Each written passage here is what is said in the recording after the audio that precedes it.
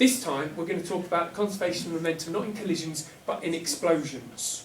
And by explosion, I don't just mean like a bomb going off, I mean when two objects fly apart or separate apart. And we're going to use the example of a bow and arrow.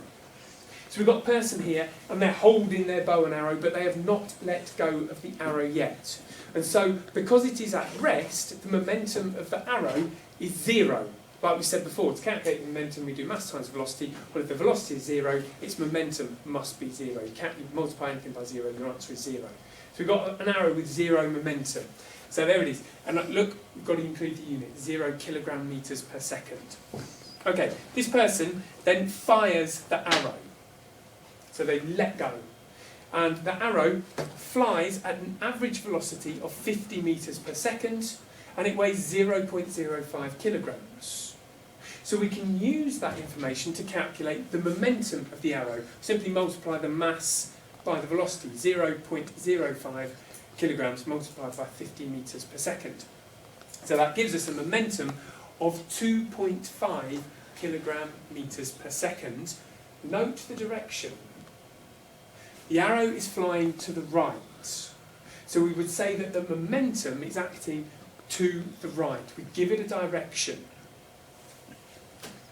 However, the total momentum at the start, before the guy had fired the arrow, was 0 kilogram meters per second. The law of the conservation of momentum tells us that the total momentum afterwards must also be 0 kilogram meters per second.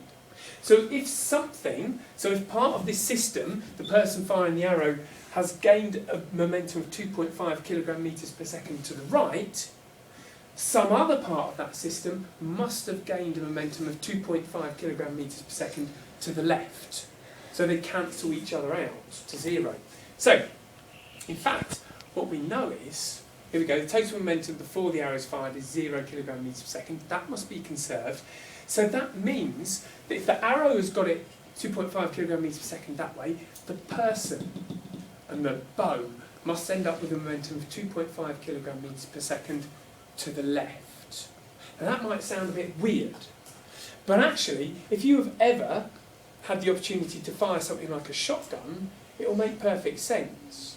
So I fired a shot, I went clay pigeon shooting, and they said, whatever you do, make sure the shotgun is right firmly in your shoulder. Because when the bullet comes out, moving to the right, the shotgun will move backwards. Because the law of the conservation of momentum is 0, is conserved. And actually, if it's right in your shoulder, it's okay, but if it's a bit away from your shoulder, then it will smack into your shoulder really hard. And they said if that happens just once, that will wreck your whole morning. Because you'll have a massive bruise there, and every time you fire the gun, it will hurt. And I did about 20 shots, and I was all right. And on the 21st shot, you get tired, and it hit my shoulder, and it hurt a lot. And then the rest of the day was a misery, and I missed everything. And the next day, I had a huge yellow bruise all the way down my shoulder because of the conservation of momentum. In an arrow, obviously, it's much smaller. The arrow's going a bit slower, but the person ends up with a momentum going backwards to the left at 2.5 kilogram meters per second. But the other thing we can do is we can calculate how fast they move backwards. Because if we know the person is 64 kilograms, and we know their momentum is 2.5 kilogram meters per second to the left, then we can use velocity is equal to the momentum divided by mass to find out the person's velocity. So we do 64, no we don't, we do, what was it, 2.5 divided by 64, giving us a velocity to the left of 0.04 meters per second. So that is what is called, I don't know, what is it called? When you fly backwards. It's like... Recoil. Recoil, yes. All right, thank you. So can I say something? No, wait. What, you're going to tell me you did video? No, in one bit my finger went in front. Oh, so it's one bit, then we can live with it, can't we? Yeah. Okay, look. I'm in a bit of a pickle.